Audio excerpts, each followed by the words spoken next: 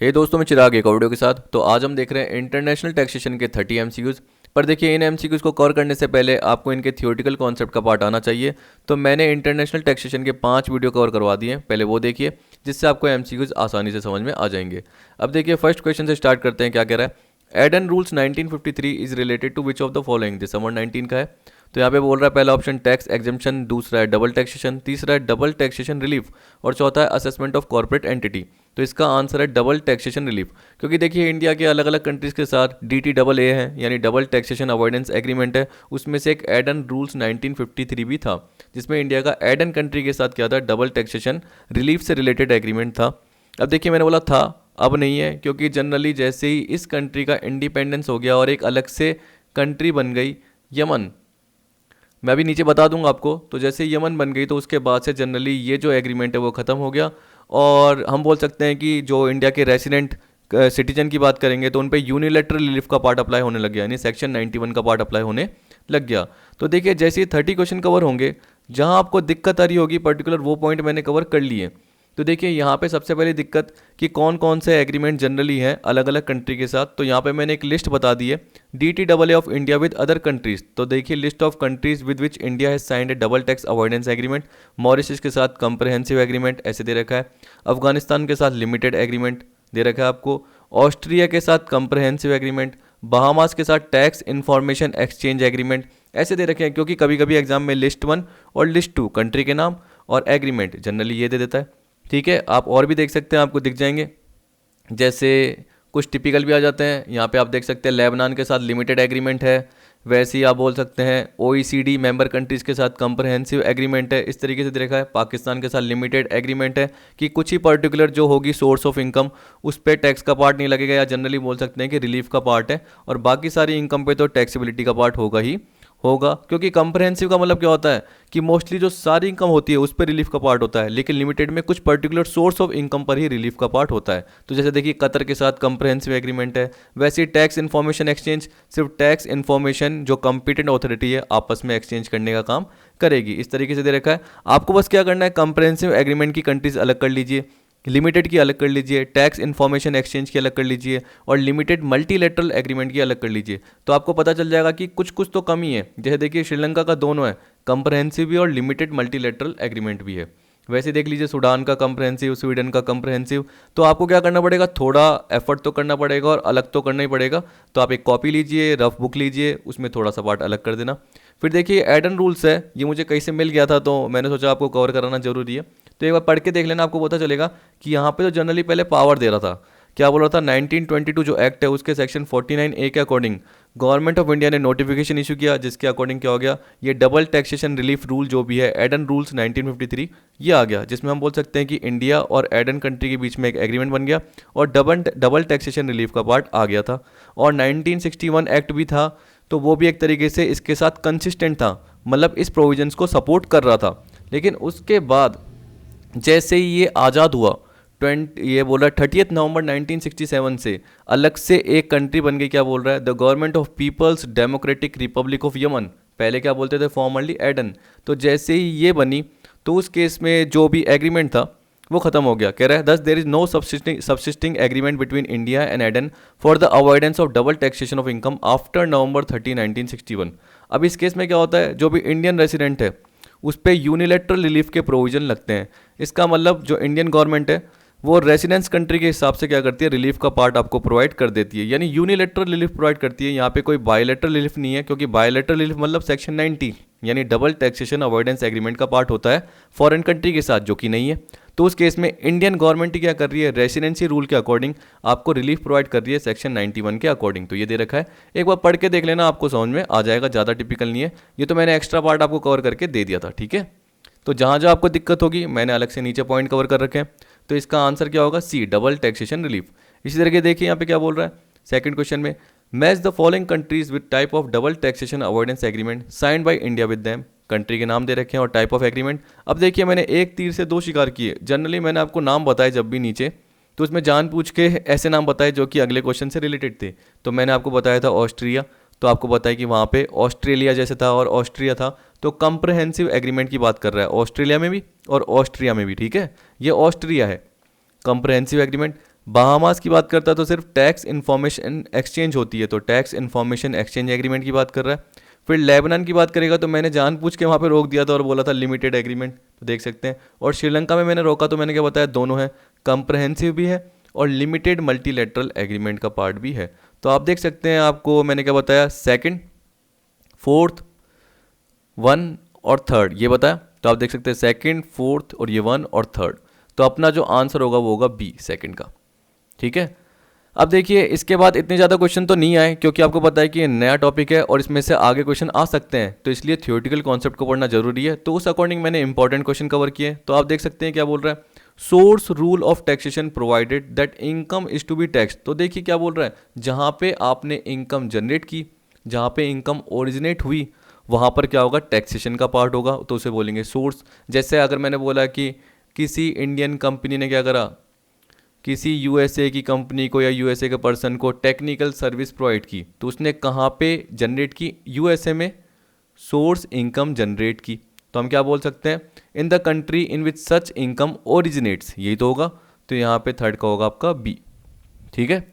Fourth देखिए, fourth में क्या बोल रहा है, residence rule provide that income is to be tax in the country where the recipient of income is resident where it's originate. तो देखिए ओरिजिनेट तो हो ही नहीं सकता, क्योंकि वो तो सोर्स रूल है। तो रेसिडेंस रूल्स क्या बोलता है कि जहाँ पे जो एक रेसिडेंट पर्सन है वो रहता है, where the recipient of income is a resident, where the recipient of income is a resident. आ गया, जिसको इनकम की प्राप्ति हो रही है वो एक रेसिडेंट है। तो अगर मैंने ऊपर देखा आपको बताया कि यहाँ पे देखिए हम बोल सकते हैं रेसिडेंशियल रूल है, तो यहाँ पे इंडियन कंपनी से रिलेटेड पार्ट हो गया, क्योंकि इंडियन कंपनी को इनकम हो रही है यूएसए से, और जैसे ही वो आएगी वो कहाँ आएगी, इंडिया में आएगी, तो वो रेसिडेंशियल रूल के अकॉर्डिंग भी टैक्सेबल हो सकती है। तो वो तो आपस में कंट्रीज़ के बीच में क्या होता है, एग्रीमेंट। और आपको पता है कि मैंने बताया था मॉडल होते हैं, US model, UN model, OECD model, Adrian या समथिंग ऐसे ही मैंने आपको बताया था, ये मॉडल होता है। तो वो 4 मॉडल आप एक बार देख लेना पिछले थ्योरेटिकल पार्ट में, तो आपको समझ में आ जाएगा। पांचवा, double taxation relief could be bilateral relief, unilateral relief, multilateral relief, both A and B. तो आपको पता है कि बायलैटरल भी हो सकती है और यूनिलैटरल भी हो सकती है। जब मैंने बायलैटरल रिलीफ बताया था तो उसमें मैंने आपको एग्जम्पशन और टैक्स क्रेडिट मेथड बताया था। एग्जम्पशन में जनरली आपको पता है कि एक तो क्या होता है, सोर्स रूल होता है या रेसिडेंशियल रूल होता है। तो आपको पता है कि जनरली जो माफ़ करता है टैक्स, वो जनरली एग्जम्पशन की बात कर रहे हैं ना, तो वो रेसिडेंशियल रूल के अकॉर्डिंग रेसिडेंट कंट्री माफ़ कर देती है। 2 कॉन्ट्रैक्टिंग कंट्री होती है, जैसे मैंने बताया इंडिया और यूएसए। तो जनरली यूएसए कंट्री क्या करती है, टैक्स लगा लेती है, और इंडिया कंट्री क्या करती है, माफ़ कर देती है। तो ये बोल सकते हैं। एग्जम्पशन में जनरली क्या हो गया कि यूएसए कंट्री टैक्स लगा रही है, तो इंडिया कंट्री क्या कर रही है, फॉरेन टैक्स क्रेडिट प्रोवाइड कर रही है, तो ये भी पार्ट था। यूनिलैटरल में क्या होता है कि कोई पर्टिकुलर कंट्री के बीच में एग्रीमेंट नहीं होता, बायलैटरल एग्रीमेंट नहीं है, डबल टैक्सेशन अवॉइडेंस एग्रीमेंट का पार्ट नहीं है। तो उस केस में जो रेसिडेंस कंट्री है वही जनरली क्या करती है, रिलीफ का काम देती है, जिसमें आपको पता है कि average rate of Indian tax या जो फॉरेन कंट्री का टैक्स है, दोनों में से जो लोअर हो वो एक तरीके से रिलीफ दे दी जाती है। इसका मैंने क्वेश्चन भी कवर कराया था, तो आपको पता चल जाएगा। ए और बी, यहाँ पे आएगा आपका डी। पता चल जाएगा मतलब आपने थ्योरेटिकल पार्ट में देखा होगा, वहाँ पे जाके देखिए, आपको और ज़्यादा समझ में आ जाएगा। यहाँ पे तो लिमिटेड अप्रोच के अकॉर्डिंग ऐसे ही मैं आपको बता सकता हूँ। फिर देखिए 6th में क्या बोल रहा है, bilateral relief means a relief in which. अब पढ़ लेते हैं एक बार। देखिए ए ऑप्शन में बोल रहा है, home country of the tax payer provides tax relief where no mutual agreement has been entered into by the 2 countries for providing relief from double taxation. तो जनरली ये किस केस में होता है, ये यूनिलैटरल रिलीफ में होता है। यहाँ पे देखिए ये बोल रहा है, home country of tax payer provide tax relief where no mutual agreement has been entered into by the 2 countries for providing relief from double taxation. तो जब भी डबल टैक्सेशन रिलीफ की बात करता है, 2 कंट्री के बीच में म्यूचुअल एग्रीमेंट होता है, तो जनरली उस केस में बायलैटरल रिलीफ का पार्ट आता है। जहाँ पे होता ही नहीं है, जहाँ पे बोल रहा है वेयर नो म्यूचुअल एग्रीमेंट, तो उस केस में होम कंट्री ही जनरली क्या करेगी, टैक्स की रिलीफ प्रोवाइड करेगी, जिसे बोलते हैं यूनिलैटरल रिलीफ। जबकि हम पढ़ रहे हैं बायलैटरल रिलीफ क्या है, तो उस केस में बी पढ़ते हैं। कह रहा है governments of 2 countries enter into an agreement to provide relief against double taxation on mutually agreed basis. ये बिल्कुल ठीक है कि म्यूचुअली आपस में उन्होंने क्या करा, पर्टिकुलर तय किया कि किस पर्टिकुलर सोर्स ऑफ इनकम पर टैक्स फ्री कितना पार्ट रहेगा, लिमिटेड एग्रीमेंट रहेगा, कंप्रहेंसिव एग्रीमेंट रहेगा, लिमिटेड मल्टीलैटरल रहेगा, या टैक्स इन्फॉर्मेशन एक्सचेंज का एग्रीमेंट रहेगा। क्या पर्टिकुलर एग्रीमेंट है वो आपस में तय किया गया है म्यूचुअली एग्रीड बेसिस पर, जिससे एक तरीके से जो भी टैक्स पेयर है उसको रिलीफ प्रोवाइड की गई है। तो यहाँ पे बी पार्ट सही है। ठीक है। अब देखिए यूनिलेटरल रिलीफ आप बोलेंगे कि सर समझ में नहीं आया, ये पार्ट नहीं आया, तो एक बार आप थियोरटिकल पार्ट पे देखना, मैंने एग्जांपल भी कवर किया है और यहाँ पर भी मैंने एग्जांपल दिया है, ठीक है। तो मोस्टली जब भी मैं ये एमसीक्यूज दे रहा हूँ तो लोग क्या कर रहे हैं, इसको प्रेफर नहीं करते करना, या जनरली क्या बोलते हैं टैक्स का पार्ट बाद में कवर कर लेंगे। तो आप साथ साथ कवर कीजिए, आपको इंटरेस्टिंग लगेगी। नहीं तो आप क्या करेंगे, अगर इसके किसी भी पार्ट को छोड़ देते हैं, 5-6 वीडियो छोड़ देते हैं, तो आपको बोरिंग लगने लग जाएगी। यही पार्ट है इसमें, क्योंकि एग्जाम में आ जाते हैं, आप छोड़ के चले आते हो, सिंपल से पार्ट होते हैं, ज़्यादा टिपिकल नहीं होते। तो देखिए 6th का आपका आएगा बी, और 7th का आपको पता है कि क्या आएगा, ए आएगा, क्योंकि यहाँ पे यूनिलेटरल रिलीफ की बात कर रहा है। कह रहा है unilateral relief means a method of providing relief from double taxation in which home country of tax payer provide tax relief. तो आपको पता है कि रेसिडेंस कंट्री जिसकी हम बात कर रहे हैं, जैसे मैं इंडिया की बात कर रहा हूँ, तो मुझे पता है कि मैं इंडियन कंपनी हूँ, ठीक। मैंने क्या करा, सर्विस दी बाहर, जर्मनी में मान के चलिए, या यूएसए में मैंने सर्विस दी, तो जनरली यहाँ पे आपको पता है कि वहाँ पर टैक्स लग जाएगा, वहाँ पर टैक्स लग जाएगा। तो यहाँ पे मुझे यूनिलेटरल रिलीफ प्रोवाइड की जाएगी। तो किस तरीके से यूनिलेटरल रिलीफ प्रोवाइड की जा रही है उसका एक क्वेश्चन है, आपको अभी समझ में आ जाएगा, क्योंकि यहाँ पे बताऊँगा फिर वहाँ पर भी बताऊँगा, तो डबल टाइम लग जाएगा। बस याद रख लेना कि यहाँ पे कोई म्यूचुअल एग्रीमेंट कंट्री के बीच में नहीं होता डबल टैक्सेशन के रिलीफ का, तो कुछ भी नहीं होता। तो उस केस में क्या होती है, जो होम कंट्री है, जो रेसिडेंस कंट्री है, हमारे केस में इंडियन कंट्री हो गई होम कंट्री, ठीक है, वो जनरली क्या करती है, टैक्स रिलीफ प्रोवाइड करती है, जिसे हम बोलते हैं यूनिलेटरल रिलीफ। अब देखिए क्या बोल रहा है, bilateral relief could be provided by way of credit method, exemption method. तो देखिए क्रेडिट मेथड में तो मैंने आपको फॉरेन टैक्स क्रेडिट का भी थोड़ा सा पार्ट बताया था कि foreign tax credit Indian income tax के एक्ट के अकॉर्डिंग जो जनरली है, और फॉरेन टैक्स क्रेडिट के अकॉर्डिंग जो फॉरेन टैक्स पे किया है, दोनों में से जो लोअर हो वो क्रेडिट के फॉर्म में मिल जाता है, आपको ये भी पता है। तो ये जनरली मैंने क्रेडिट मेथड में बताया था, बीच में ही बताया था। एग्जम्पशन मेथड का पार्ट भी मैंने आपको बता दिया कि जनरली सोर्स रूल के अकॉर्डिंग टैक्स लग जाता है, और रेसिडेंस कंट्री को क्या करना पड़ता है, जो टैक्स लगाना होता है वो गिव अप करना पड़ता है, उसको छोड़ना पड़ता है। यानी रेसिडेंस कंट्री जनरली क्या करती है, टैक्स नहीं लगाती, और जो सोर्स कंट्री है वो क्या करती है, टैक्स लगा देती है। जैसे ऊपर वाले एग्जाम्पल में क्या बोला कि ये टैक्स लगा देगी और इसको क्या करना पड़ेगा, छोड़ना पड़ेगा। तो ये एक तरीके से क्या आपस में एग्रीमेंट हो सकता है म्यूचुअली, कि इंडिया और यूएसए के बीच में, यूएसए क्या बोलेगा कि इनकम यहाँ जनरेट हो रही है, तो हमारे एग्रीमेंट में क्या है, यहाँ पर टैक्स लग रहा है, तो आपको छोड़ना पड़ेगा। इसी तरीके से कोई हमारा पर्सन यहाँ पे आ रहा है, ठीक है, और वह इनकम जनरेट कर रहा है, तो आप टैक्स ले लेना, और हम क्या करेंगे, उस टैक्स को गिव अप कर देंगे, छोड़ देंगे। तो आपस में म्यूचुअली क्या हो गया, डिसाइड हो गया। तो क्रेडिट मेथड, एग्जम्पशन मेथड, तो हम क्या बोलेंगे, 8th का C, both A and B, ठीक। 9 देखिए क्या बोल रहा है, in exemption method income is taxed in the country of source and country of residence and deduction is provided in other country। यहाँ पे क्या बोल रहा है, इनकम जो टैक्स की जाती है वो कंट्री ऑफ सोर्स में एंड कंट्री ऑफ रेसिडेंस दोनों में, और डिडक्शन प्रोवाइड की जाती है अदर कंट्री में। ऐसा तो कभी हो ही नहीं सकता पॉसिबल कि कटे दोनों कंट्री में टैक्स और मजे कोई और ले जाए, ठीक है, डिडक्शन कहीं और मिल जाए, ऐसा नहीं है। Income is tax in one country and exempt from tax in other country. तो यही है, income is tax in one country and exempt from tax in other country. Mostly मैंने क्या बताया था, जो टैक्स होता है वो किस पे लगता है, सोर्स कंट्री लगा देती है उस टैक्स पेयर पे, और जो रेसिडेंस कंट्री है उसको टैक्स को छोड़ना पड़ता है, गैव अप करना पड़ता है, एग्जाम्प्ट करना पड़ता है, मोस्टली यही होता है। तो 9th का आप क्या बोलोगे, बी। फिर देखिए 10th में क्या बोल रहा है, जैसे जैसे होता जाए वैसे वैसे कवर करते जाएंगे ना, सिंपल सा पार्ट है। इन tax credit method income is tax in country of source and country of residence, deduction is provided in other country.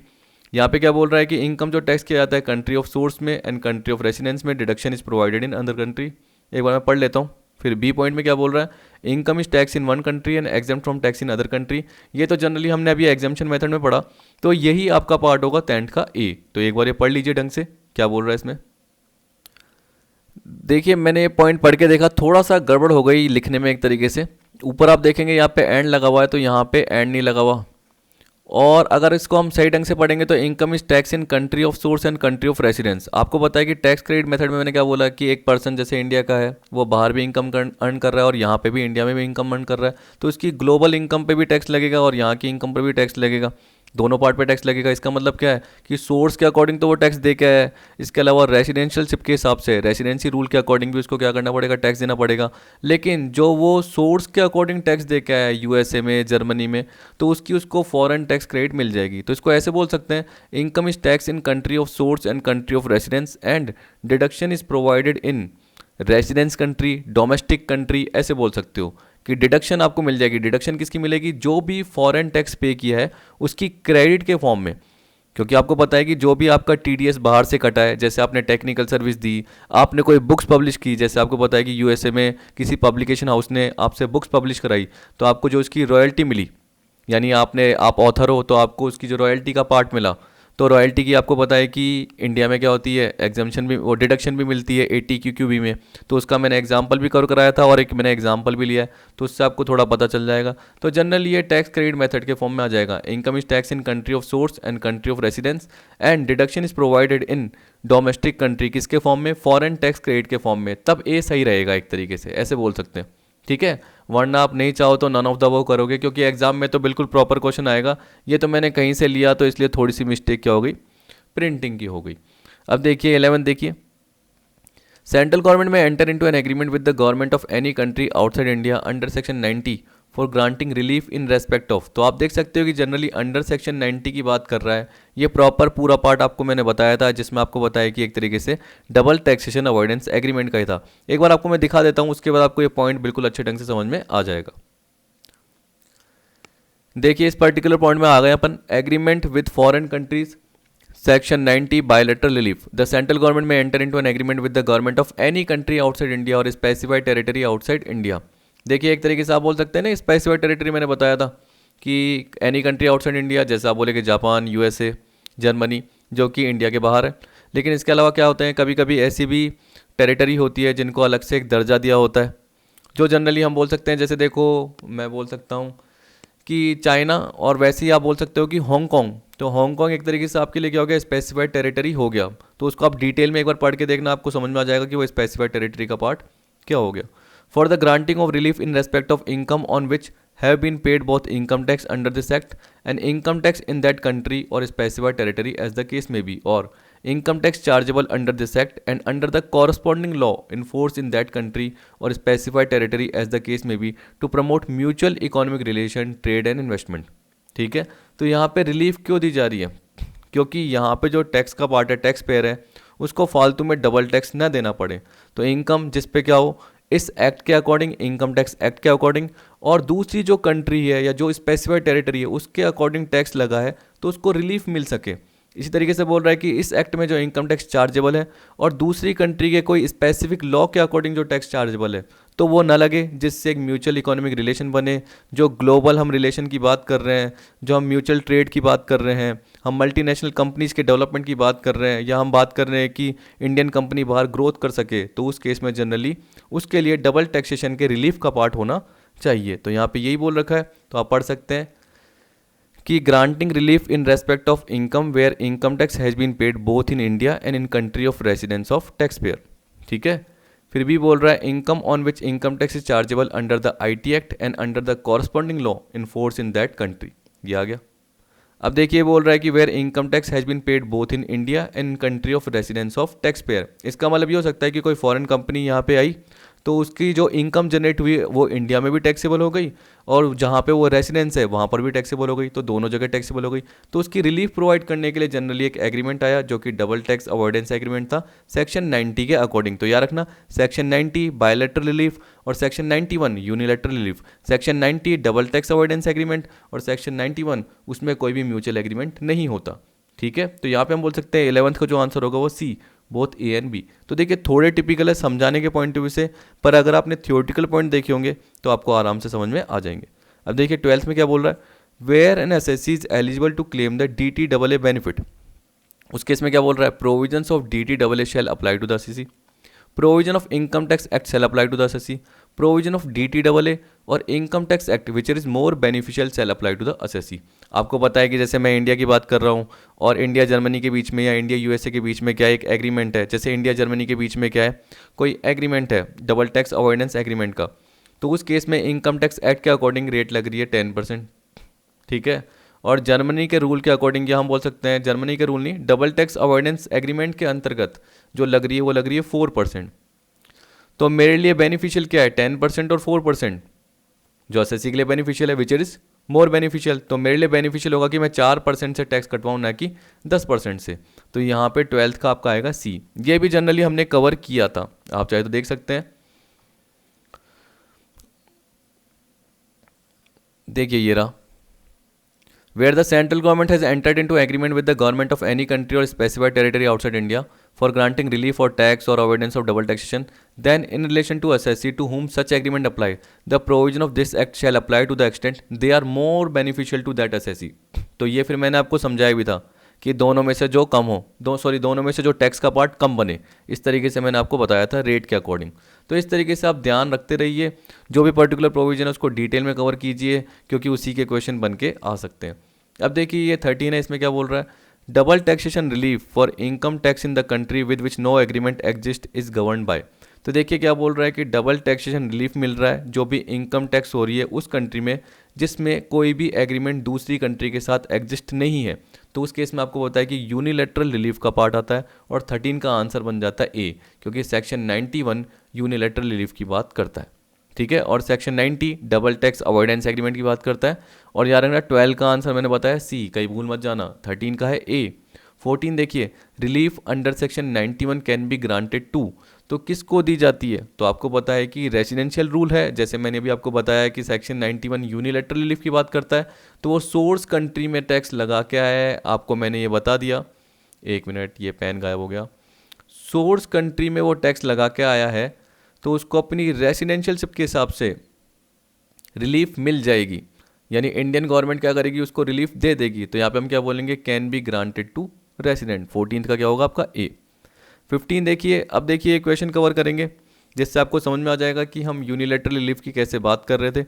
देखो बोल रहा है, Anand a resident in India has a total income of 10 lakh during the previous year 1920। वैसे शायद इसमें नहीं होगा, इसमें शायद एग्रीमेंट का पार्ट है, वो दूसरा क्वेश्चन है। This income include foreign income of 3 lakh from a country with which India does not have agreement to avoid double taxation. हाँ, ये यूनिलैटरल रिलीफ की बात कर रहा है, क्योंकि यहाँ पे कोई भी डबल टैक्स अवॉइडेंस एग्रीमेंट नहीं है, does not have agreement to avoid double taxation. और इसकी फॉरेन इनकम इसमें कितनी इंक्लूड है, 10 लाख में 3 लाख की, यानी 7 लाख तो एक तरीके से इंडिया की इनकम है और जो 3 लाख है वो फॉरेन की इनकम है। Tax levied by the foreign country on that foreign income was ₹40,000, तो 3 लाख का टैक्स जो निकला वो निकला 40, and the tax payable as per Indian rate on the total amount ₹250। The double taxation relief allowable to Anand shall be. अब देखिए unilateral relief का एक बार पार्ट जाके देख लेना, जैसे मैं आपको बता ही देता हूँ।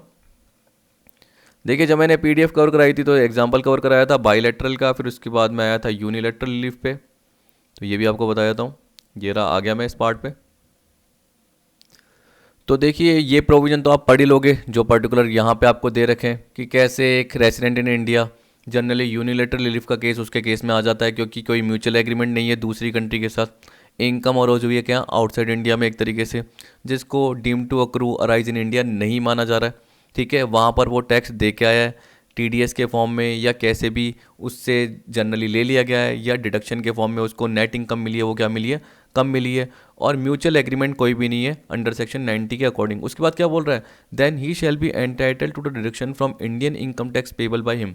देखिए जब भी वो इंडियन इनकम टैक्स पे करेगा तो वो टोटल इनकम पे करेगा। जैसे मेरे एग्जाम्पल में क्या है, उसकी टोटल इनकम 10 लाख की है और उसका जो टैक्स बन रहा है वो बन रहा है 250, ठीक है, उसमें से डिडक्शन मिलेगी, किसमें से, 10 लाख का जो टैक्स बन रहा है, चाहे देख लेना लिखा हुआ था कि टोटल इनकम कितनी थी, 250 थी, जो इंडियन इनकम टैक्स के अकॉर्डिंग थी। फिर बोल रहा है कि उसमें से डिडक्शन कितनी मिलेगी, दोनों में से जो कम हो। अब देखिए क्या बोल रहा है, of a sum calculated on such doubly taxed income. इसको भूल जाइए क्योंकि आपको पता है कि डबल टैक्स तो लग चुका है, एक तो सोर्स कंट्री में, और जब इंडिया में क्या हो रहा है 10 लाख की इनकम टोटल पे 2,50,000 देना पड़ रहा है। लेकिन किस तरीके से यूनिलैटरल रिलीफ मिल रही है कि दोनों में से जो कम हो, of a sum calculated on such doubly taxed income at the average of Indian rate of tax. तो आपको पता है कि जनरली जो टैक्स लगा वो कितना लगा, मैं बताऊं तो 250 लगा। एक तो ये बोल रहा है एवरेज रेट के अकॉर्डिंग, दूसरा बोल रहा है of a sum calculated on such doubly taxed income at the average rate of tax of said country. इसका मतलब उस फॉरेन कंट्री के अकॉर्डिंग जो टैक्स लगा तो कितना लगा था 40,000, ठीक। तो ये बोल रहा है कि जो सम कैलकुलेट हुआ, तो टैक्स जो कैलकुलेट हुआ रेट के अकॉर्डिंग 250 और 40 दोनों में से जो कम हो, विच इज लोअर, तो 250 में से 40,000 लेस कर दिया जाएगा, बाकी 2,10,000 टैक्सेबल हो जाएगा। इसका मैंने क्वेश्चन भी कवर किया है तो आपको समझ में आ जाएगा। अभी तो क्या है, सिंपल सा पार्ट था। तो यहाँ पे क्या बोल रहा है, देखिए 10 लाख की इनकम है, उस पर जो टोटल इनकम पर टैक्स बना वो कितना बना, 2,50,000 बना, जो इंडियन रेट के अकॉर्डिंग था। तो आपको मैंने क्या बताया, 250 और जो फॉरेन कंट्री के टैक्स रेट के अकॉर्डिंग टैक्स लगा वो कितना लगा 40,000, तो 250 और 40 विच इज़ लोअर, तो यहाँ पे हम क्या बोलेंगे 40,000 एक तरीके से डबल टैक्सेशन रिलीफ मिलेगी। तो आपको 250 नहीं देना पड़ेगा टैक्स, 250 में 40,000 लेस करेंगे, बाकी 2,10,000 टैक्स देना पड़ेगा, तो 40,000 की रिलीफ मिल चुकी है, ये बोल रहा है। अब 16 में देखिए क्या बोल रहा है, as per article 5 of double tax avoidance agreement are instances of permanent establishment, PE permanent establishment की बात कर रहा है। तो उस केस में देखिए क्या बोल रहा है, जब भी डबल टैक्स अवॉइडेंस एग्रीमेंट की बात करते हैं तो जो एंटरप्राइज होते हैं या जो कंपनीज होती हैं उनका परमानेंट एस्टेब्लिशमेंट क्या कहलाया जाएगा, place of management, branch, factory, all of the above, all of the above. अब देखिए क्या करना कि ये वैसे मैंने क्या है पीडीएफ में कवर कराना भूल गया था, यानी थियोरेटिकल पार्ट में, तो यहाँ मैंने अलग से नीचे कवर कर दिया है। जैसे ये एड एंड रूल खत्म होगा उसके बाद आपको दिख जाएगा परमानेंट एस्टेब्लिशमेंट। ये बोल रहा है कि generally in Indian construct the term permanent establishment means a fix place of business through which the business of an enterprise is wholly or partly carried on. The term permanent establishment shall also include a place of management, branch, office, factory, workshop, a mine, an oil or gas well, a quarry यानी खदाने, और any other place of extraction of natural resources, जिससे प्राकृतिक जो भी resources है वो निकल के आते हैं, मिनरल, खनिज बोलते हैं ना, तो इस तरीके से निकल के आते हैं, ऑयल, गैस वेल, देखो गैस के कुएँ, a warehouse in relation to a person providing storage facilities for other, a farm, plantation or other place where agricultural, pastoral, forestry or plantation activities are carried on, premises used as a sales outlet or for receiving or soliciting order. तो ये बोल रहा है कि generally order प्राप्त करना है, order देना, उसके लिए या सेल्स आउटलेट के फॉर्म में एक बिल्डिंग यूज़ की जा रही है। एंड इंस्टॉलेशन और स्ट्रक्चर और प्लांट और equipment use for the exploration for और एक्सप्लोइटेशन ऑफ नेचुरल रिसोर्सेज। तो ये बोल रहा है कि जैसे पर्टिकुलर जो स्ट्रक्चर, प्लांट, इक्विपमेंट जहाँ यूज़ हो रहा है, जिसके थ्रू क्या हो रहा है, ऑयल निकल रहा है, गैसेस निकल रही है, या नेचुरल रिसोर्सेज जो भी प्राकृतिक खनिज है, मिनरल्स है, वो निकलने का काम हो रहा है। कोई बिल्डिंग साइट या कंस्ट्रक्शन, इंस्टॉलेशन और असेंबली प्रोजेक्ट और supervisory activity in connection with such site और प्रोजेक्ट वेयर दैट साइट और प्रोजेक्ट एग्जिस्ट और those activities are carried on for more than specified month, generally 6 महीने या उससे ज़्यादा के लिए जो ये एक्टिविटीज़ कैरिड की जा रही है। कह रहा है चाहे तो सेपरेटली हो चाहे टुगेदर साइट में साथ में हो रही है, कोई पर्टिकुलर प्रोजेक्ट या एक्टिविटी हो रही है उसके साथ साथ जो भी इस टाइप की एक्टिविटी हो रही है तो वो भी जनरली इसमें आ जाएगी। कहना ना, बिल्डिंग साइट, कंस्ट्रक्शन या इंस्टॉलेशन या असेंबली प्रोजेक्ट या सुपरवाइजरी एक्टिविटी जो कि उस पर्टिकुलर साइट या प्रोजेक्ट के साथ कनेक्शन में है, जो मोर देन स्पेसिफाइड मंथ यानी जनरली 6 महीने से ज़्यादा पीरियड के लिए हो रही है। फिर इसमें एक्सक्लूजन में क्या क्या दे रखा है कि जनरली ये परमानेंट एस्टेब्लिशमेंट में नहीं आएंगे, ठीक है। An enterprise shall not be deemed to have a permanent establishment merely by reason of the use of facilities solely for the purpose of storage or display of goods or merchandise belonging to the enterprise। तो generally क्या हो रहा है कि किसी particular जगह को use कर रहे हो किसके लिए, गुड्स को दिखाने के लिए या स्टोर करने के लिए, तो उस केस में जनरली ये काम में नहीं आएगी, यानी परमानेंट एस्टेब्लिशमेंट नहीं कहलाएगी। The maintenance of stock of goods or merchandise belonging to the enterprise solely for the purpose of storage or display. तो जनरली जो भी गुड्स मेंटेन कर रहे हैं किसी पर्टिकुलर जगह पे, जैसे हम बोलते हैं ना गोडाउन, तो वैसे कोई गुड्स मेंटेन कर रहे हैं वहाँ पर किसके फॉर्म में, स्टोरेज के फॉर्म में या डिस्प्ले के फॉर्म में दिखाने के लिए, तो तब भी वो कोई परमानेंट एस्टेब्लिशमेंट नहीं आएगा। क्योंकि परमानेंट एस्टेब्लिशमेंट के लिए क्या बोल रहा है कि जनरली वहाँ पे आपके मैनेजमेंट का प्लेस है, ब्रांच है, ऑफिस है, फैक्ट्री है, वर्कशॉप है, जनरली आप कुछ ना कुछ प्रोडक्शन का, कुछ ना कुछ निकालने का काम कर रहे हो, ठीक है, आप कुछ ना कुछ सेल का काम कर रहे हो, यही बोल रखा है। यानी ऐसी एक्टिविटी कर रहे हो जो जिससे आपका बिजनेस क्या एक तरीके से डायरेक्टली रिलेटेड होगा। अब जैसे आप क्या बोल रहे हो कि गोडाउन में माल रख रहे हो, तो जनरली वो भी इसमें नहीं आएगा। तो ये एक्स्ट्रा पॉइंट है, कुछ आप कवर करके देखना, आपको आराम से समझ में आ जाएंगे, ज़्यादा टिपिकल नहीं है। तो मैंने तो ये क्या करा कि एक क्वेश्चन था इसके चक्कर में कवर कर लिया, मैं चाहे तो क्वेश्चन को हटा सकता था, लेकिन मुझे आपको क्या है कि मोस्टली सारे पॉइंट बताने और ऐसे बताने कि जो एग्जाम में भी कवर हो जाए, ठीक है। तो 17 देखिए, ये तो ऑल ऑफ द वो होगा। According to section 92A the provision of chapter 10A of the act shall apply to the assessee even if such provisions are not beneficial to him, even if such provisions are not applicable to him, only if such provisions are not beneficial to him for 5 years। तो मैंने क्या बताया था, even if such provisions are not beneficial to him, तब भी वो general anti avoidance rule है, general anti avoidance rule है, अप्लाई होंगे ही होंगे, चाहे वो प्रोविजन असेसी को बेनिफिशियल नहीं भी हो। तो 17 का क्या आएगा आपका, ए आएगा। 18 देखिए क्या बोल रहा है, एबीसी लिमिटेड एक इंडियन कंपनी है, paid dividend distribution tax under section 115O in respect of dividend distributed by it to by it to its resident and non resident share holder. ठीक है, अब देखिए मिस्टर, जैसे ये बोल रहा है कि एबीसी लिमिटेड एक इंडियन कंपनी है, उसने डिविडेंड डिस्ट्रीब्यूशन टैक्स दिया इंडिया में, और यहाँ पे जो डिस्ट्रीब्यूट किया था डिविडेंड वो रेसिडेंट को और नॉन रेसिडेंट शेयर होल्डर को। तो एक John, mister John share holder था, कह रहा है share holder of ABC limited, और क्या था वो, रेसिडेंट ऑफ कंट्री एक्स, मतलब कोई वो नॉन रेसिडेंट था, उसको वहाँ पर भी जो भी डिविडेंड मिला उस पर भी टैक्स देना पड़ गया। तो उस केस में वो कौन सा टैक्स कहलाता है, ज्यूरिडिकल कहलाता है, इकोनॉमिक कहलाता है, टेरिटोरियल कहलाता है या म्युनिसिपल कहलाता है। इसका मतलब ये बोल रहा है कि देखिए जैसे एबीसी लिमिटेड है, याद रखना, सिंपल सा पार्ट है, जिसने क्या करा, डिविडेंड डिस्ट्रीब्यूशन टैक्स दिया, तो उसने डिविडेंड क्या करा, अलोकेट किया, किसको, रेसिडेंट को भी, ये बोल रहा है, और नॉन रेसिडेंट पर्सन को भी। जो एक एक्स कंट्री का नॉन रेसिडेंट है, ये बोल रहा है एक्स कंट्री कोई भी, यानी फॉरेन कंट्री है जॉन, तो देखिए जो डिविडेंड है वो इंडिया में भी टैक्सेबल हुआ, याद रखना। फिर जॉन जब वो उसको अपनी कंट्री में लेके गया, एक्स कंट्री में, उस डिविडेंड पर भी टैक्स लगा। कह रहा है कि हैज़ टू पे tax in country x on dividend received by him from ABC limited. तो जॉन को जो एबीसी लिमिटेड से डिविडेंड मिला उस पर भी टैक्स वापस से लगा। तो उस केस में वो किस केस में आता है, इकोनॉमिक डबल टैक्सेशन के केस में आता है, जिसमें क्या बोलता है कि जब एक पर्टिकुलर इनकम हम बोल सकते हैं कि एक ही पर्सन पर अलग अलग ज्यूरिडिक्शन पे लगती है, अलग अलग एरिया पे लगती है। एक बार मैं आपको दिखा देता हूँ, रुकिए,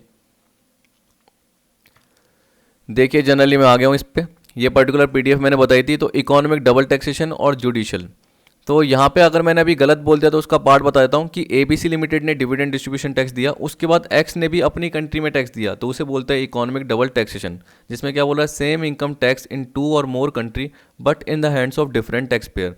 तो पहले एबीसी लिमिटेड ने डिविडेंड डिस्ट्रीब्यूशन टैक्स दिया इंडिया में, फिर उसके बाद एक्स जो भी या जॉन पर्सन है उसने एक्स कंट्री में, जैसे बोल सकता हूँ यूएसए, तो एबीसी लिमिटेड ने डिविडेंड दिया जॉन को, अब डिविडेंड डिस्ट्रीब्यूशन टैक्स दिया एबीसी लिमिटेड ने, जॉन के बाद जब भी डिविडेंड आया उसको यूएसए में टैक्स देना पड़ गया। तो आपको इस केस में क्या बोल रहा है, ये इकोनॉमिक डबल टैक्सेशन का पार्ट हुआ, business profit and dividend in different countries.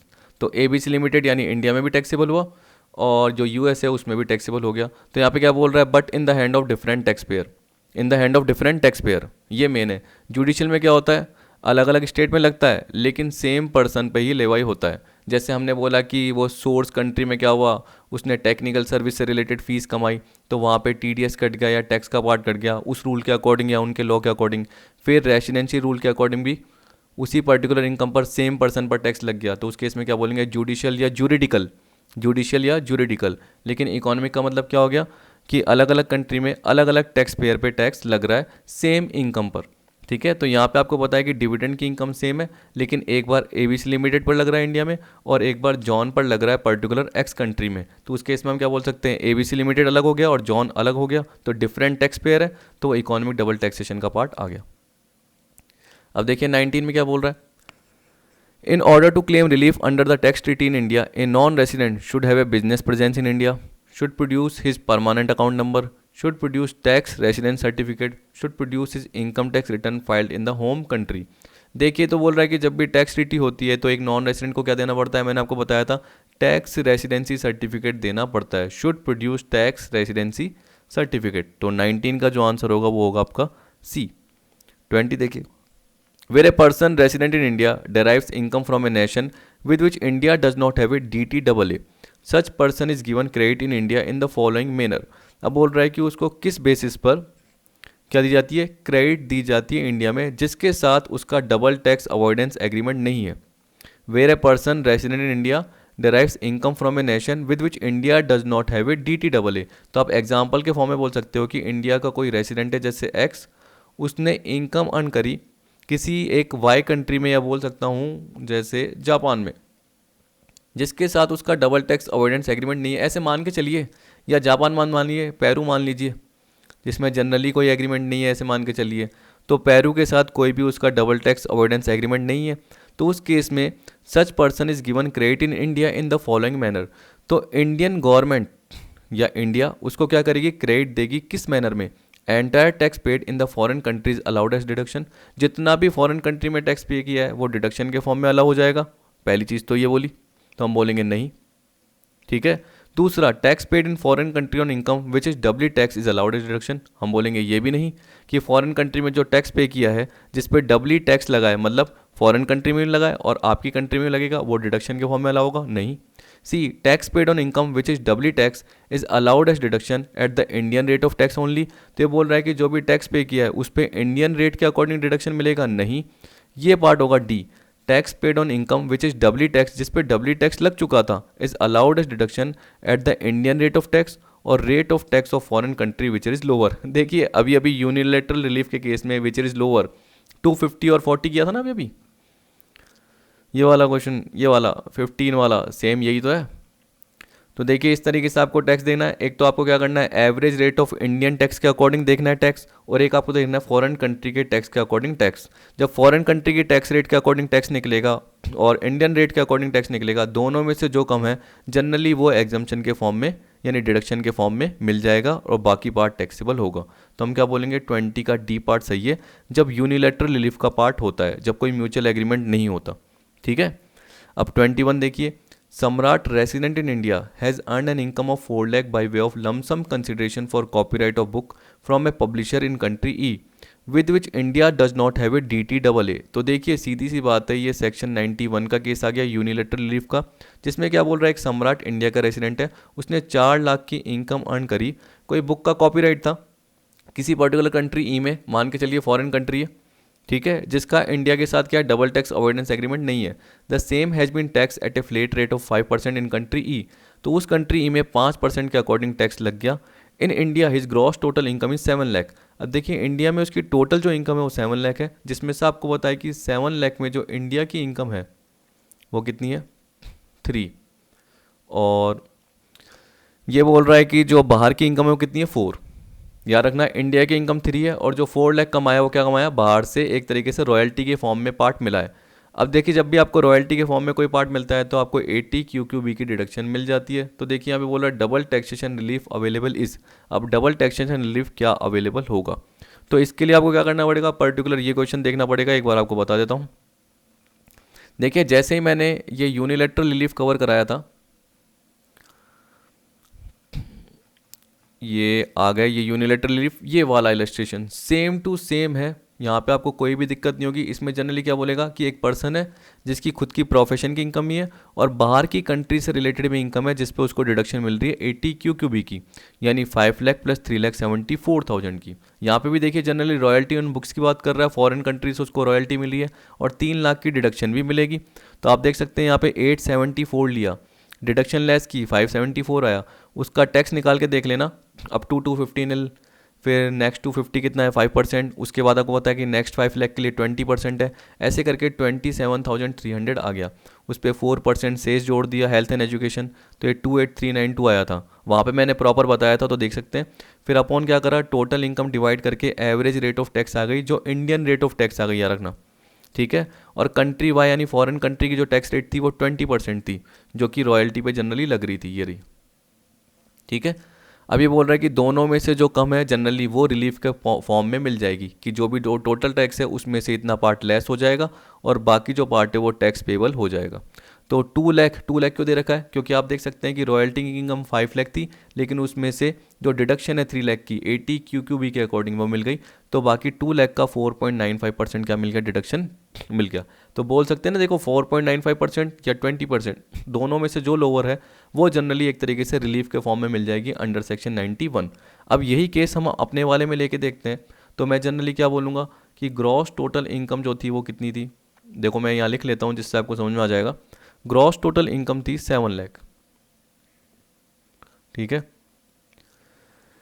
अब इस पर्टिकुलर जो 7 लाख की बात कर रहे हैं, इसमें आप डिडक्शन लेस कर दीजिए 80 QQB की, तो आपको पता है कि रॉयल्टी की जो भी इनकम होती है उस पर डिडक्शन का बाद 3 लाख लेस कर दिया, तो 7 में से 3 गए, बाकी कितने बचे, 4 लाख, यही आपका पार्ट बचा है 4 लाख। अब इस 4 लाख पे मैं क्या करता हूँ, एक बार टैक्स का पार्ट निकाल लेता हूँ। तो 4 लाख पे टैक्स निकालिए 250 तक निल और 150 का, क्योंकि अप टू 250 निल, नेक्स्ट 250 5% होता है, तो मेरे पास तो नेक्स्ट 150 है, तो 150 का 5% होता है 7500, ठीक है। 7500 का वो हेल्थ एंड एजुकेशन से जोड़िए, वो कितना होता है, यह आता है आपका 300, मैंने 4% जोड़ दिया, तो ये अपनी हो गई 7800। ये आ गया पार्ट। अब एवरेज रेट ऑफ टैक्स निकालिए इंडियन पॉइंट ऑफ व्यू से, एवरेज रेट ऑफ टैक्स। तो देखिए मैं निकाल रहा हूँ 7800 का डिवाइड बाय क्या करेंगे, टोटल इनकम। देखिए ग्रॉस टोटल इनकम में डिडक्शन लेस करी तो ये टोटल इनकम है। टोटल इनकम जैसे ही 4 लाख डिवाइड करेंगे 7800 अपॉन 4 लाख इंटू 100, तो अराउंड आएगा आपका 1.95%। क्या आएगा, 1.95%। ठीक है। अब देखिए 1.95% और 5% किसकी है, फॉरेन कंट्री में। 1.95% और 5% विच इज लोअर, तो 1.95% जनरली क्या मिल जाएगी, रिलीफ मिल जाएगी। अब रिलीफ कैसे मिलेगी आपको ये भी पता है, जैसे हमने अपने वाले एग्जांपल में इस वाले में कवर किया कि यार 2 लाख का रिलीफ निकाला, तो 5 लाख की फॉरेन कंट्री की इनकम थी, उसमें से 3 लाख की डिडक्शन लेस करी। तो यहाँ पे आप देख सकते हैं कि 4 लाख की इनकम है बाहर की, 4 लाख की है याद रखना। तो 4 लाख में से लेस कीजिए एक बार, 4 लाख में से 3 लाख लेस करते हैं तो ये आ गया 1 लाख। जब ये 1 लाख का पार्ट आया, इस पे निकलेगा आपका 1.95%। निकालिए, ये आएगा आपका 1950, 1950। कितनी रिलीफ मिलेगी, 1950 मिलेगी। जो जनरली आपने टैक्स निकाला 7800, उसमें से 1950 लेस होगा और बाकी टैक्स चुकाना पड़ेगा। ठीक है। तो एवरेज रेट ऑफ टैक्स कैसे निकलेगी, 7800 का जो टोटल इनकम पे ओवरऑल, तो पहले आपकी ग्लोबल इनकम के अकॉर्डिंग आपका टैक्स निकलेगा, उसकी एवरेज रेट निकलेगी, और एवरेज रेट और फॉरेन कंट्री की जो टैक्स रेट है उसका लोअर जो लेंगे वो रिलीफ का पार्ट मिलेगा। वो रिलीफ कैसे निकलेगा, जो भी नेट टैक्सेबल इनकम है एक तरीके से हम बोल सकते हैं डिडक्शन के बाद। तो आप देख सकते हैं फॉरेन इनकम 4 लाख की है, तो फॉरेन इनकम 4 लाख में से 4 लाख में से 3 लाख की डिडक्शन क्यूक्यूबी की पार्ट है वो हटा दी, रॉयल्टी से रिलेटेड क्यूक्यूबी की, तो 1 लाख आया, उसका 1.95% 1950 निकल के आ गया। 1950 रिलीफ है। अगर आपसे बोले कि बाकी टैक्सेबल पार्ट क्या होगा, तो आप बताना कि यार ये 7800 निकला था, उसमें से 1950 रिलीफ मिल चुकी है। तो अपना आंसर होगा 21 का डी। ठीक है।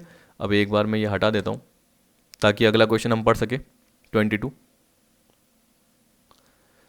अब देखिए इसमें क्या बोल रहा है 22 में, which of the following double taxation avoidance agreement emphasis on residence principal.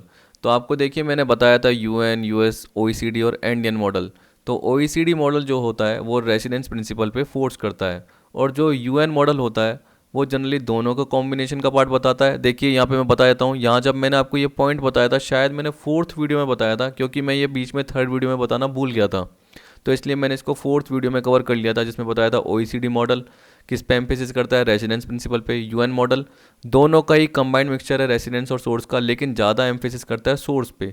US model एक तरीके से यूएस और जो उसके साथ साथ कंट्रीज़ एग्रीमेंट कर रही है तो वो अपने रूल्स पे ज़्यादा एनफोर्स करता है। वैसे इंडियन मॉडल जो कि Bolivia, Chile, Ecuador, Colombia, Peru, Venezuela जो भी मेंबर स्टेट्स हैं वो जनरली ये मॉडल क्या करते हैं, अडॉप्ट करते हैं। तो ये आपने देखा होगा जनरली। तो आप देख सकते हैं यहाँ पे ओईसीडी आएगा जो कि रेसिडेंस प्रिंसिपल को एनफोर्स करता है, एम्फेसिस करता है। 22 का सी। 23 में देखिए क्या बोल रहा है, to enterprise shall be considered as an associated enterprise if at any time during the previous year following condition is satisfied. तो देखिए ए में बोल रहा है holding 25% voting power in another enterprise. यहाँ पे ये बोला कि एसोसिएटेड एंटरप्राइज क्या होते हैं, तो वहाँ पे मैंने आपको बताया था कि जनरली आपको साथ में सेकंड सबसेक्शन पार्ट को भी देखना पड़ेगा, यानी आपको जो मैंने समथिंग 90 सबसेक्शन 2 मेरे को जहाँ तक ध्यान आ रहा है उसका मैंने कुछ पॉइंट आपको बताया था, जिसमें आपको बताया था कि डीम्ड एसोसिएटेड एंटरप्राइज के आपको पार्ट देखने पड़ेंगे। जब भी आप एसोसिएटेड एंटरप्राइज की बात करते हो तो साथ में आपको डीम्ड एसोसिएटेड एंटरप्राइज के पॉइंट भी देखने पड़ेंगे, जिसमें मैंने बताया था कि होल्डिंग 26%, एटलीस्ट 26%, तो ये कंडीशन तो गलत है। होल्डिंग 26% तो ये गलत है, यहाँ पे 25 दे दिया। दूसरा है advancing of loan which is at least 51% of the book value of asset of the borrower enterprise. तो ये मुझे बिल्कुल सही लग रहा है, क्योंकि ये मैंने आपको बताया था 23 का b, advancing of loan which is at least 50% of book value of asset of the borrower enterprise. तो उस केस में हम बोल सकते हैं कि इन्फ्लुएंस हो सकता है और आपस में वो क्या है, एसोसिएटेड एंटरप्राइज है। देखिए जहाँ पे इन्फ्लुएंसिंग का पावर है तो उस केस में क्या है, पहले से डीम्ड एसोसिएटेड एंटरप्राइज के केस में बता दिया कि 26% होना चाहिए। ठीक है, voting power 51% of book value, एक तरीके से लोन दे रखा है। गारंटी जो प्रोवाइड की गई है वो एटलीस्ट 10% प्रोवाइड की गई है टोटल बोरोइंग के, तो ये भी गलत है। उसी तरीके से टैपिंग एटलीस्ट 50% ओवर मेटल, नहीं 90% था, क्या था 90%, तो ये भी गलत है। तो आपको वो पर्टिकुलर पॉइंट पढ़ने पड़ेंगे। तो हम बोल सकते हैं 23 का बी सही है। और ये इंपॉर्टेंट भी है, डीम्ड एसोसिएटेड एंटरप्राइज का पॉइंट पढ़ के देख लेना, वो एग्जाम में आ भी सकता है अगली बार। 24, transaction under section 92BA shall not be treated as specified domestic transaction in case the aggregate of such transaction entered into by SSC in the previous year does not exceed a sum of rupees 20 crore. देखिए अगर जो total amount है जो मैंने आपको बताया था 80IA 80IA 8 80IA 10 इस तरीके से मैंने आपको पॉइंट बताए थे, तो वहाँ जाके देख लेना। 115 BAB समथिंग इस तरीके से सेक्शन बताया था। तो उसके बाद मैंने बताया था कि जो भी टोटल समय ट्रांजेक्शन का वो 20 करोड़ से ज़्यादा का होना चाहिए, तब जाके वो स्पेसिफाइड डोमेस्टिक ट्रांजेक्शन होता है। अगर वो 20 करोड़ से ज़्यादा का नहीं है तो उस केस में वो स्पेसिफाइड डोमेस्टिक ट्रांजेक्शन नहीं कहलाता। तो कह रहा है shall not be treated as specified domestic transaction अगर क्या बोल रहा है such transaction in the previous year does not exceed a sum of rupees 20 crore. तो 24 का आपका आंसर होगा सी। फिर देखिए 25, the following methods as per section 92C are used in the determination of arm length prices from international transaction and specified domestic transaction except. अब देखिए कौन कौन से मेथड है, तो मैंने आपको 5 मेथड बताए थे। उसमें से सबसे पहले ही मैंने आपको ये बताया था कंपेरेबल अनकंट्रोल्ड प्राइस मेथड। याद रखना अनकंट्रोल्ड है ना कि कंट्रोल्ड, तो अगर कंट्रोल आ गया तो वो गलत है। Comparable uncontrolled price method, resale price RPM बताया था, कॉस्ट प्लस बताया था, ये नहीं बताया था सीपीएम बताया था, cost plus method, cost method नहीं होता। फिर ट्रांजैक्शनल नेट मार्जिन मेथड टीएनएमएम, तो देखिए आरपीएम सीयूपी टीएनएमएम ये है, लेकिन कॉस्ट मेथड नहीं है। तो यहाँ पे बोल रहा है कि एक्सेप्ट किसको छोड़ के, तो हम क्या बोलेंगे कॉस्ट मेथड को छोड़ के। तो 25 का सी है। बाकी सारे मेथड होंगे एएलपी के, लेकिन कॉस्ट मेथड नहीं होगा। फिर देखिए GAAR स्टैंड फॉर, तो आपको बताया कि जनरल एंटी अवॉइडेंस रूल्स। 26 का भी। 27 का ये देखिए क्या बोल रहा है, arm length price means a price which is applied or propose to be applied in a transaction. किसके बीच में, ऐसे एंटरप्राइज के बीच में जो आपस में एसोसिएटेड। देखिए आर्म लेंथ प्राइस की बात कर रहा है, तो उसमें मैंने क्या बताया, ऐसे एंटरप्राइज के बीच में ट्रांजैक्शन जो अनरिलेटेड पार्टी है और उनके बीच में जो भी ट्रांजैक्शन हुए अनकंट्रोल्ड कंडीशन में हुए।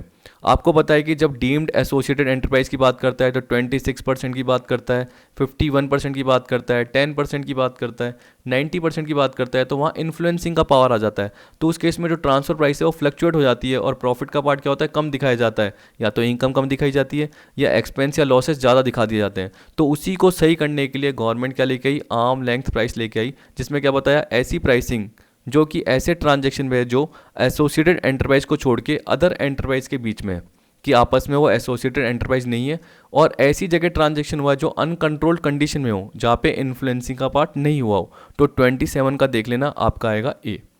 Between persons other than associated enterprise in uncontrolled condition. ठीक है, दोनों चीज़ें होनी चाहिए कि रिलेटेड पार्टी नहीं होनी चाहिए, एसोसिएटेड एंटरप्राइज नहीं होनी चाहिए, और अनकंट्रोल्ड कंडीशन में होना चाहिए। अब देखिए क्या बोल रहा है, dash is not a method for determining arm length price. तो कौन सा मेथड नहीं है, तो आपको पता है कि आरपीएम होता है, प्रॉफिट स्प्लिट होता है, टीएनएमएम होता है, दो तो आपने अभी देखे, एक और आपको पता है प्रॉफिट स्प्लिट होता है। लेकिन कंपेरेबल अनकंट्रोल होता है, कंट्रोल नहीं होता, अनकंट्रोल, तो ये गलत है। तो हम क्या बोलेंगे, यही अपना आंसर है, क्योंकि बोल रहा है कि it is not a method for determining arms length price. कौन सा, कंपेरेबल कंट्रोल प्राइस मेथड। तो आपको बताया कि कंपेरेबल अनकंट्रोल होता है। अगर यूएन होता तो हम बोलते सारे सही है, लेकिन यहाँ पे ये सही नहीं है, तो इसलिए हमें आंसर देना है कि कौन सा मेथड नहीं है। तो 28 का ए। 29 देखिए, a price on good and service sold by one member of a corporate family to another such as from a parent to its subsidiary in a foreign countries known as. तो देखिए generally क्या बोल रहा है कि जब भी goods and service बेची जाती है एक मेंबर द्वारा दूसरे मेंबर को, यानी एसोसिएटेड एंटरप्राइज में आपस को, तो उस केस में उसको क्या बोला जाता है, ट्रांसफ़र प्राइस बोला जाता है। लेकिन याद रखना कि जब बेची जाती है तो वो ट्रांसफ़र प्राइस कहलाती है, लेकिन बाद में उनको आना किस पे पड़ता है, आर्म लेंथ प्राइस पे आना पड़ता है, मतलब सही प्राइस पे आना पड़ता है। तो इसलिए याद रखना कि इसको नॉर्मली ट्रांसफ़र प्राइस बोलते हैं, लेकिन अगर गवर्नमेंट के रूल्स फॉलो नहीं करे तो उस केस में आपको आर्म लेंथ प्राइस पे देखा जाएगा। यानी अगर यही ट्रांजैक्शन अनरिलेटेड पार्टीज के बीच में होते अनकंट्रोल कंडीशन में तो वो आर्म लेंथ प्राइस कहलाती, लेकिन आपस में पार्टी के बीच में जो भी हो रही है तो वो क्या कहलाती है, ट्रांसफ़र प्राइस कहलाती है। ठीक है, लेकिन टैक्स से बचने के लिए आप जानबूझ के ट्रांसफ़र प्राइस कम दिखा रहे हो, या सॉरी कम दिखाने का मतलब ऐसे बोल रहा हूँ कि इनकम का जो पार्ट है वो कम दिखाना चाहते हो, प्रॉफिट का पार्ट कम दिखाना चाहते हो, तो अपनी सेल क्या कर रहे हो, एक तरीके से कम दिखा रहे हो या खर्चे ज़्यादा दिखा रहे हो, तो ये गलत है। तो ट्रांसफ़र प्राइस प्रॉपर दिखाओ, सही दिखाओ, तो यहाँ पे इसको ट्रांसफ़र प्राइस बोला जाता है, याद रखना। ठीक है, आर्म लेंथ प्राइस नहीं बोला जाता। आर्म लेंथ प्राइस तो क्या हो गया, अनरिलेटेड पार्टीज के बीच में जो ट्रांजेक्शन होंगे अनकंट्रोल्ड कंडीशन में। ठीक, अब 30th में क्या बोल रहा है, alpha limited total income of assessment year 2021 has increase by rupees 34 lakh due to application of arm length price by the assessing officer on transaction of purchase of goods from its foreign holding company in respect of retail trade business carried on by it and the same has been accepted by S Limited। then देखिए अगर आप normal देखेंगे यहाँ पे क्या बोल रहा है, अल्फा लिमिटेड की जो टोटल इनकम है प्रीवियस ईयर 1920 असेसमेंटेड 2021 के अकॉर्डिंग 34 लाख बढ़ गई। क्यों? क्योंकि असेसिंग ऑफिसर ने आर्म लेंथ प्राइस अपना ली थी। देखिए जब भी वो अपनी क्या करती है, जो फॉरेन होल्डिंग कंपनी है उससे गुड्स खरीदती है तो जानबूझ के उस केस में क्या है, एक्सपेंसेस ज़्यादा दिखाती थी। एक्सपेंसेस ज़्यादा दिखाने के कारण प्रॉफिट कम बनता था, तो उस केस में वो आर्म लेंथ प्राइस पे ट्रांजैक्शन नहीं दिखाती थी, जो भी ट्रांसफ़र प्राइस दिखाती थी। मैंने क्या बताया था, जब भी holding company, subsidy company, associated enterprise एक दूसरे को गुड्स या सर्विस देते हैं तो वो ट्रांसफ़र प्राइस कहलाते हैं। लेकिन आपको पता है कि ट्रांसफ़र प्राइस प्रॉपर होनी चाहिए, अगर प्रॉपर नहीं होती तो उस केस में assessing officer arm length price के प्रोविज़न अपना सकता है। ठीक है, जैसे ही वो आर्म लेंथ प्राइस के प्रोविज़न अपनाएगा तो उस केस में इनकम के बढ़ने के चांस रहेंगे, तो उस केस में क्या होगा, असेसी को टैक्स देना पड़ेगा। ठीक, तो यहाँ पे बोल रहा है then business loss of assessment year 1617 can not be set off against the enhance income. तो ये बोल रहा है कि उस केस में असेसिंग ऑफिसर ने 34 लाख की इनकम इंक्रीज की और बोला कि आपको टैक्स तो इस पर देना पड़ेगा, पेनल्टी का जो भी पार्ट है आपको देना पड़ेगा क्योंकि जनरली आपने छुपाया है।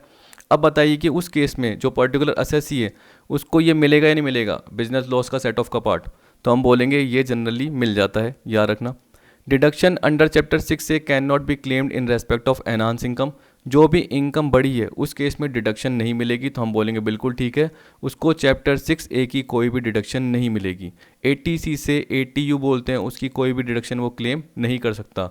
तो बिजनेस लॉस सेट ऑफ कर सकता है, अनएब्जॉर्ब डेप्रिसिएशन को सेट ऑफ कर सकता है, लेकिन डिडक्शन जो भी है चैप्टर 6A की वो क्लेम नहीं कर सकता। डी में क्या बोल दिया, business loss, deduction, unabsorbed depreciation, उसको वो सेट ऑफ नहीं कर सकता एनहांस इनकम के अगेंस्ट। तो ये गलत हो गया, क्यों? क्योंकि डिडक्शन को वो सिर्फ सेट ऑफ नहीं कर सकता, डिडक्शन को वो क्लेम नहीं कर सकता, लेकिन बिजनेस लॉस को और अनएब्जॉर्ब डेप्रिसिएशन को वो सेट ऑफ कर सकता है।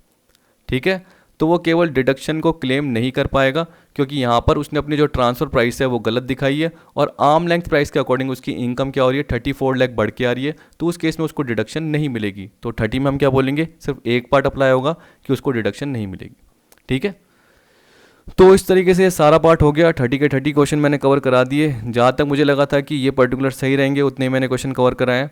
जब मुझे और टाइम मिलेगा तो मैं और एक्स्ट्रा MCQs ये सारे कवर कराऊंगा जैसे हमारी सारी यूनिट कवर हो जाती है। ठीक है, तो आई होप आपको वीडियो पसंद आई होगी। अगली वीडियो में देखेंगे कॉर्पोरेट टैक्स प्लानिंग का पार्ट। तो वीडियो देखने के लिए थैंक यू।